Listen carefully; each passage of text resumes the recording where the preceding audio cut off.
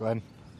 Somebody who would try to soothe sadness and promote fun and happiness amongst people everywhere that he met, everywhere that he went.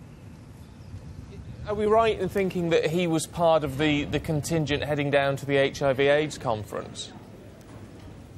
Yes, I believe that's where he was en route to. He put a post in last night that he was on a long connecting flight going down to Melbourne from Schiphol.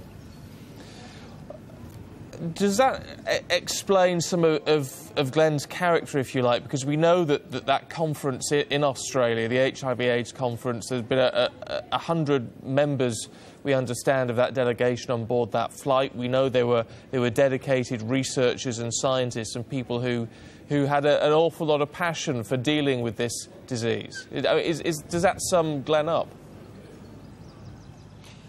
Yeah, that's a good way of putting it. Regardless of what it was in life, he wouldn't like to see anybody have been in pain, and if he was bringing something good to people, then he was serving a purpose. He felt good about himself, I guess.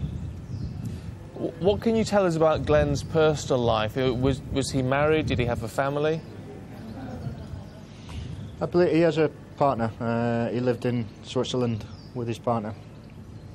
So that's someone else mourning this loss today, as well as wider family and friends, of course.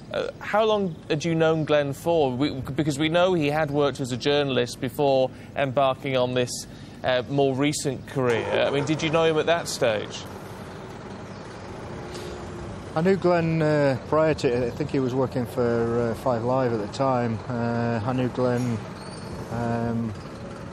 I've known him at the time I met Glenn was actually the eve that Princess Diana had passed away, and the news broke of that.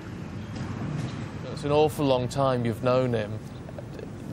Put into context for us, Brent, what he was like as a friend, as a close friend of yours. What sort of man he was? Glenn was somebody who didn't like to see people unhappy. He liked to see people enjoying themselves. He would regularly, if he knew that he was going somewhere with business or on pleasure, he would try to arrange an event, a gathering of people. And he was somebody who, I'm a little bit of a people watcher myself, and I would watch of Glenn, and he was watching other people. And it brought a smile to his face to see other people enjoying himself. You could see him work around the room and make sure everybody was happy that was amongst his company.